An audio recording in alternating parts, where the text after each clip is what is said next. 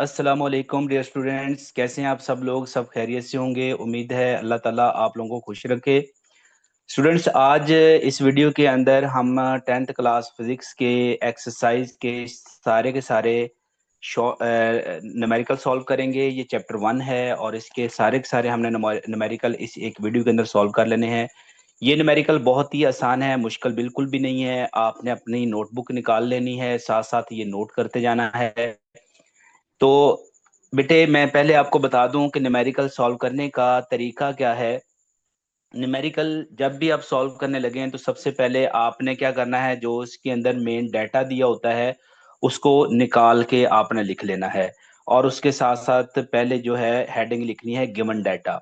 क्योंकि बेटे जब मार्किंग की जाती है बोर्ड के एग्जाम के अंदर तो वहां पे हमेशा इसको स्टेप बाय स्टेप जो है वो चेक किया जाता है। किसी बच्चे ने, जब बच्चा कोई जो है कि वो लिखता है, डाटा लिखता है, उसके अलग नंबर होते हैं, फार्मूला के अलग नंबर होते हैं, कैलकुलेशन के अलग नंबर होते हैं और उसके यूनिट के अलग नंबर होते हैं। तो इसलिए बच्चों, आप लोगों ने इसको ध्यान के साथ जो है डाटा लिखना है। डाटे के बाद आपने ध्यान के साथ फार्मूला लगाना है जो इसके ऊपर अप्लाई होता है। और फिर उसके बाद उसकी प्रॉपर कैलकुलेशन करनी है। उसके बाद उसका प्रॉपर यूनिट लिखना है उसके आंसर के साथ। तो चले हम स्टार्ट करते हैं। सबसे पहले हमें क्या करना होगा कि हम इसकी स्टेटमेंट ध्यान के साथ पढ़ते हैं, फिर हम उसमें से डाटा कलेक्ट करेंगे, फिर हम उसके ऊपर फार्मूला अप्लाई करके आंसर निकाल देंगे। तो इसका जो पहला न्यूमेरिकल ये है कि a metal rod of length 1 metre. अब बच्चों ये देखिए, उसने बोल दिया है कि ये लेंथ है, तो हम इसको यहाँ पे एल लिख लेंगे इज इक्वल टू M1। तो M1 आ जाएगा हमारे पास। इसके बाद आगे लिखा है एक्सपैंड बाय 0.02 मीटर। अब जो ये एक्सपैंड हो रही है वो कितनी है, यानी इसकी लेंथ में जो चेंज आया है, जिसके साथ डेल्टा लिखा होता है बेटे, उसका मतलब होता है चेंज। तो इसका मतलब ये लेंथ में जो चेंज आया है वो कितना, 0.02 मीटर। तो ये डाटा में गिवन है when heated from 20 Celsius to 120 Celsius. अब बेटे यहाँ पे आप गौर से देख लें कि यहाँ पे जो जो फर्स्ट टेम्परेचर गिवन है ये क्या है, T1 है। मैंने यहाँ पे इसको लिख दिया है साइड पे निकाल के। तो ये T1 है, ये 20 सेल्सियस हमें गिवन है। इसके बाद दूसरा जो इसका फाइनल टेम्परेचर है वो T2 है, तो वो मैंने यहाँ पे नीचे लिख दिया है। ठीक है, तो इस तरीके से बेटे वो हमें 120 सेल्सियस टेम्परेचर दे दिया गया। अब कोफिशिएंट ये कह दिया है कि calculate its coefficient of linear expansion. अब कोफिशिएंट ऑफ लीनियर एक्सपेंशन जो है वो किस सिंबल से हम उसको जाहिर करेंगे, तो बेटा याद रखें ये अल्फा से रिप्रेजेंट किया जाता है, अल्फा के साथ। ये अल्फा है। ठीक है बच्चों। तो अब बेटे क्या होगा कि हमें अल्फा का अगर हम यहाँ पे फार्मूला लिखें तो असल में ये फार्मूला जो है वो इस तरीके से होता है कि हमारे पास जो चेंज इन लेंथ होता है, change in length is equal to delta, sorry, L into delta T. ठीक है। अब उस फार्मूला को हम रीअरेंज करें तो उसमें से अल्फा की वैल्यू अलग करनी है। तो फिर क्या होगा कि ये नीचे ये फैक्टर जो है वो दूसरी तरफ पहले मल्टीप्लाई हो रहा था, अब इसके नीचे आके डिवाइड हो जाएगा। तो कॉफिशिएंट ऑफ लीनियर एक्सपेंशन के लिए आपने ये फार्मूला प्रिपेयर कर लिया। अब जो हमारे पास डाटा था वो हमने इसके अंदर पुट करना है। अब डाटा किस तरह पुट करना है कि डेल्टा टी की वैल्यू में गिवन है, यानी कैलकुलेट सॉरी करनी है। तो डेल्टा टी किसकी इक्वल होता है, वो होता है T1, सॉरी T2 - T1। ठीक है, यानी यहाँ पे अगर मैं इसको क्लियर लिखूं तो इस तरह हम लिख सकते हैं कि final temperature minus initial temperature, ये T2 - T1 बेटे आ जाएगा। ठीक है। तो इसको अगर हम T2 यहाँ पे 120 पुट कर दें और T1 की जगह पे 20 पुट कर दें तो ये इसका डिफरेंस जो है वो कितना आ जाता है, 100 सेल्सियस। अब जो हम क्या करेंगे कि इसको हम जो है कि इस फार्मूला के अंदर पुट कर देंगे। तो जब इस फार्मूला में पुट करेंगे तो हमारे पास जो आंसर आ रहा है वो ये वाला आ रहा है। अब जो कोफिशिएंट ऑफ लीनियर एक्सपेंशन का जो यूनिट है वो पर केल्विन होता है, उसका यूनिट पर केल्विन है। ठीक है, ये याद रखना आपने। तो इसका जो आंसर आया है वो फाइनल, फिर हमने यहाँ पे आंसर जो है वो फाइनल कर दिया। इस तरह आपका ये न्यूमेरिकल कंप्लीट हो जाता है। तो नेक्स्ट हम बेटे देखते हैं कि न्यूमेरिकल नंबर 2। तो इसके अंदर भी कोई इतना मुश्किल वाली कोई बात नहीं है कि a container holds 1 litre of water eight 20 Celsius. अब बेटे याद रखें कि जो 1 लीटर होता है ये वॉल्यूम होता है। लीटर का मतलब वॉल्यूम, किसी भी वाटर का हो, पेट्रोल का हो, डीजल का हो, अपना मिल्क का हो, तो लीटर का मतलब वॉल्यूम है। ठीक है, तो अब यहाँ पे हमें जो गिवन का रखा है उसने 1 लीटर ऑफ वाटर है। तो बेटे हम यहाँ पे 1 लीटर ऑफ वाटर का मतलब ये है वॉल्यूम यहाँ पे नोट कर लेंगे। ये वॉल्यूम कितना, 1 लीटर, 1 लीटर जो होता है ना वो 1000 क्यूबिक सेंटीमीटर होता है। ठीक है, 1000 क्यूबिक सेंटीमीटर इसका जो है ना वो वॉल्यूम होता है 1 लीटर में। उसका जो आगे हमें टेम्परेचर दे दिया गया है ये इनिशियल टेम्परेचर है। ठीक है, तो वो टेम्परेचर हम इसको क्या कर लेंगे, T1 के नाम से नोट कर लेंगे। ठीक है, मैं ऊपर इसके मार्क भी कर देता हूँ कि ये T1 है। ठीक है, जो जैसे पीछे हमने सॉल्व किया था ना बिल्कुल वैसे ही हमने इसको सॉल्व करना है। ठीक है, उसके बाद आगे जो है उसने पूछ लिया है कि what will be its volume. वो क्या, पहले हमें एक वॉल्यूम दे दिया गया, वो कितना था, 1 लीटर। अब वो कहता है कि अगर हम और इसका टेम्परेचर दे दिया गया। अब उसने कहा है कि जी कि इसका वॉल्यूम निकालें, यानी दूसरा वॉल्यूम निकालें। अगर हम इसका टेम्परेचर जो है वो बढ़ा देते हैं, 20 से बढ़ा के हमने कितना कर दिया, 80 सेल्सियस।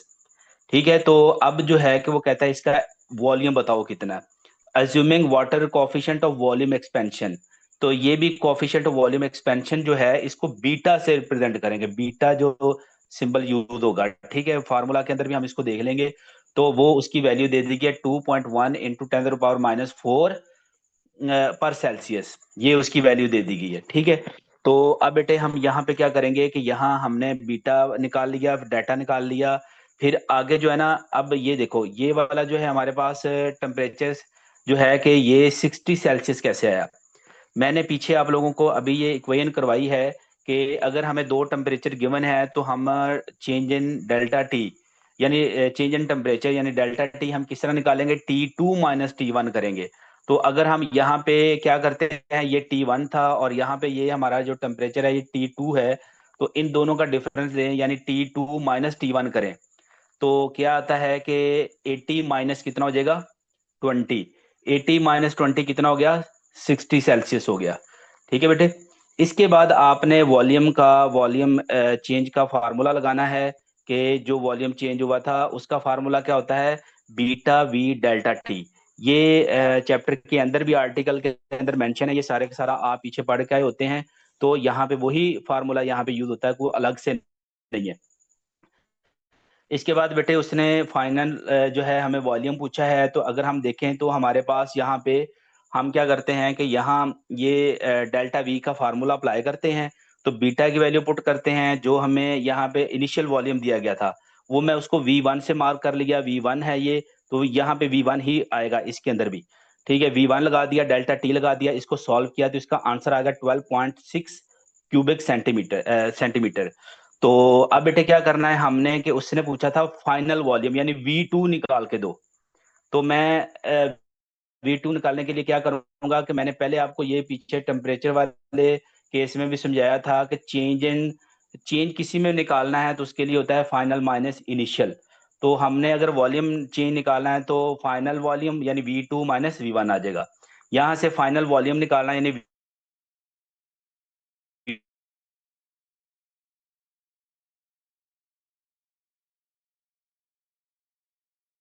तरफ शिफ्ट करेंगे तो ये क्या हो जाएगा, प्लस हो जाएगा। तो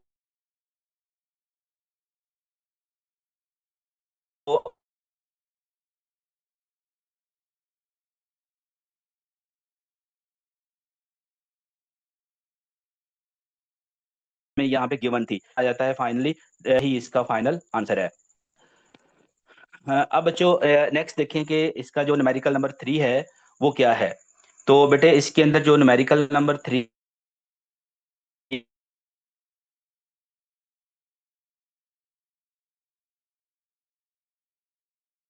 20 से ये पूछ रहा है, कह रहा है कि स्टील रॉड जो है उसकी जो इनिशियल मेजरमेंट थी ना वो ली गई, वो 2 मीटर थी। हमने उसको L1 के नाम से यहाँ पे लिख लिया, वो 2 मीटर है। तो उसका जो इनिशियल टेम्परेचर था वो नोट किया गया, तो वो कितना था, वो 20 सेल्सियस था। ठीक है, ये पीछे जो हमने केस किए हैं उसके अंदर भी यही सिचुएशन थी सारी की सारी की, ये T1 हो जाएगा। तो इसके अंदर नेक्स्ट कहता है कि इफ इट्स एक्सपेंशन जो है वो अल्फा से रिप्रेजेंट की जा रही है, और जो volume coefficient of volume expansion है वो बीटा से रिप्रेजेंट की जा रही है। ठीक है, हम कोफिशिएंट ऑफ लीनियर एक्सपेंशन का, यानी यहाँ पे अल्फा की जो वैल्यू है वो कितनी लिख ली हमने, 1.2 इंटू 10⁻⁵। ठीक है, साथ उसका यूनिट मेंशन है पर सेल्सियस, वो भी आपने यहाँ पे मेंशन कर ले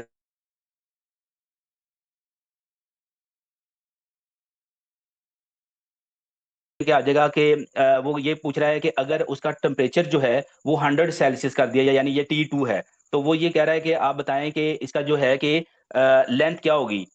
ठीक है, इसकी लेंथ बताएं कि जब उसको हम हीट कर चुके होंगे 20 से 100 सेल्सियस तक टेम्परेचर ले जाएंगे, तो उसकी जो लेंथ है वो कितनी चेंज होगी, तो चेंज इन लेंथ निकालना है। ठीक है बेटे, अब हम क्या करते हैं कि ये फार्मूला लगाते हैं, मैंने शुरू में बताया था वहां थोड़ा अल्फा की वैल्यू निकाली हुई है, लेकिन एक्चुअल फार्मूला ये है, तो यहाँ से जो भी चीज हमें कैलकुलेट करनी होगी इस फार्मूला को रीअरेंज करके हम निकाला करते हैं।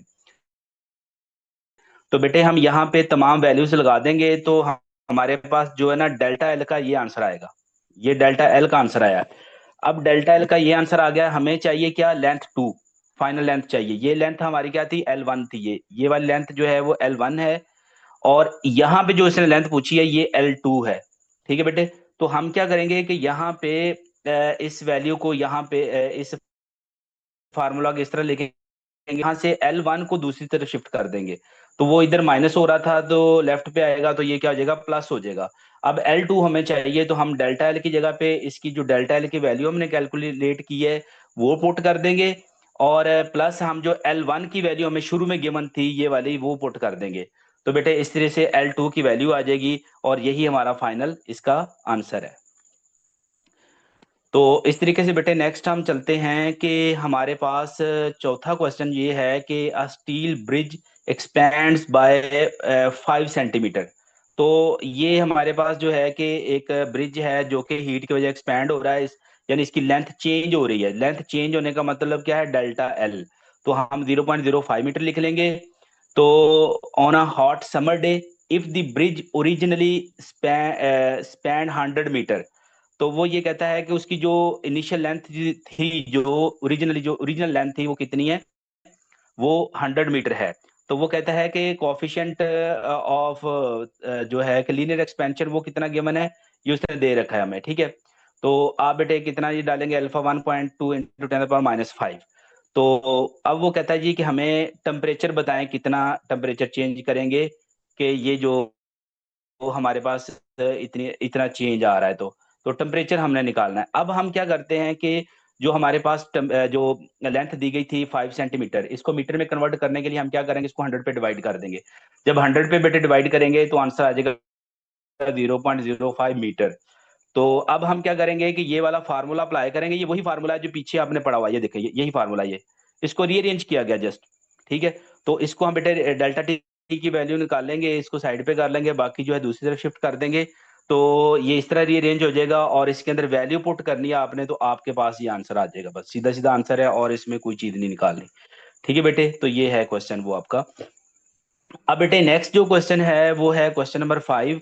इसके अंदर जो है ये भी बहुत ही आसान क्वेश्चन है। How much heat is required to raise the temperature of 2 kg bar from 20 Celsius to 100 Celsius. अब जरा देखिए, ये 2 kg, केजी किसका यूनिट होता है, मैस का। ठीक है, इसलिए हम इसको यहाँ पे मैस लिख लेते हैं। अब वो कहता है दो टेम्परेचर दे दिए उसने, ये T1 दे दिया है, और अगला टेम्परेचर उसने T2 दे दिया है। ठीक है बेटे, तो हमने ये T2 लिख लिया। अब ये टेम्परेचर चेंज निकालना है, तो मैंने शुरू में ही आपको बताया हुआ है कि टेम्परेचर चेंज कैसे निकलता है, delta T is equal to T2 - T1, यानी फाइनल माइनस इनिशियल। फाइनल कितना है 100, और इनिशियल कितना है 20। तो इसको माइनस करेंगे तो हमारे पास कितना आ जाएगा, चेंज इन टेम्परेचर 80 सेल्सियस। ठीक है बेटे, तो 80 सेल्सियस हम यहाँ पे टेम्परेचर लगा देंगे। अब उसने कहा है given the specific heat capacity of iron, iron की जो स्पेसिफिक हीट कैपेसिटी है, यानी उसको सी से रिप्रेजेंट करते हैं, वो कितनी है 450। और इसका आपने साथ यूनिट मेंशन कर लेना है, यहाँ पे यूनिट जो है वो मिसिंग हो गया है यहाँ, तो आप यहाँ इसका प्रॉपर यूनिट मेंशन कर लेंगे जब इसका ये डाटा आप लिखेंगे। तो अब बेटे जो हमारे पास जो हीट कैपेसिटी और ये सारा कुछ दे दिया गया, तो शुरू में उसने पूछ लिया था how much heat is required, तो हीट कितनी रिक्वायर होगी, तो ये हीट क्यू से रिप्रेजेंट होती है। ठीक है, तो इसका जो फार्मूला है वो क्या है, Q equal to MC delta T. तो हम इसके अंदर सारी वैल्यूज पुट कर देंगे, तो ये 72 किलो जौल आ जाएगा। ये आएगा इसमें जौल में पहले, ठीक है, लेकिन 3 जीरो का यानी 1000 का मतलब होता है किलो, तो हम इसको किलो में लिख लेंगे। तो इस तरीके से ये आपका आंसर 72 किलो जौल आएगा, यानी इतनी हीट रिक्वायर होगी। अब बेटे नेक्स्ट क्वेश्चन भी बहुत अच्छा क्वेश्चन है और बोर्ड के एग्जाम का बहुत इंपॉर्टेंट क्वेश्चन है। इस तरह का क्वेश्चन बोर्ड के एग्जाम में आ जाता है, तो इस वजह से इसको अच्छे तरीके से मार्क कर लें, इंशाल्लाह होपफुली ये जरूर बोर्ड में आएगा। ठीक है, 6 और 7 दोनों मार्क कर लें, क्योंकि ये हमारे एक्सपीरियंस की बात है कि हम लोग जो मार्क करवाते हैं बच्चों को, इंशाल्लाह वही बोर्ड में आता है। तो बेटे यहाँ पे लिखा गया है कि how much heat is required to melt 500 gram. वो कहता है हीट आप फाइंड आउट करके हमें बताएं कि अगर हमारे पास 500 ग्राम आइस है और वो 0 सेल्सियस के ऊपर मौजूद है और वो मेल्ट हो रही है पानी में, यानी वाटर बन रहा है उसका, ठीक है, 0 सेल्सियस के ऊपर, उसकी लेटेंट हीट ऑफ फ्यूजन हमें दे दी गई है। वो कितनी है? 3.36 × 10⁵ ठीक है बेटे, ये जरा उसके ऊपर लाइन आ गई है, ये जरा आपने ध्यान के साथ देख लेना है। तो ये 5 दी गई हमें, ठीक है, ये 5 जॉल पर केजी दे दी गई है। अब हीट ऑफ फ्यूजन का जो फार्मूला है बेटे वो ये है, ये हमेशा याद रख लो। तो ये है Q = MLF। ये मैंने इधर क्लियर करके लिख दिया। एफ जो है ना, जो सबस्क्रिप्ट में है यहाँ पे है, ठीक है, एफ कोई उसके साथ मल्टीप्लाई नहीं हो रहा। तो यहाँ पे एम मैस है, एल जो है ना वो लेटेंट हीट ऑफ फ्यूजन है, ठीक है, लेटेंट हीट ऑफ फ्यूजन। तो बेटा यहाँ पे हम सिर्फ वैल्यूज पुट करेंगे, तो उसका आएगा आंसर 168,000, 1000 में आएगा आंसर, लेकिन 1000 को हम कन्वर्ट कर देंगे किलो में, तो इस तरीके से 168 किलो जॉल बन जाएगा। ठीक है बेटे, तो इस तरह ये क्वेश्चन जो है वो कंप्लीट हो गया। तो आखिरी क्वेश्चन है हमारे इस चैप्टर का, तो हम इसको सॉल्व कर लेते हैं। ये भी उसी तरह का क्वेश्चन है कि कैलकुलेट दी हीट रिक्वायर्ड। इसमें भी हीट निकालनी है आपने, हीट ऑफ वेपोराइजेशन निकालनी है आपने। Completely vaporise to 1 kg of water at 100 Celsius.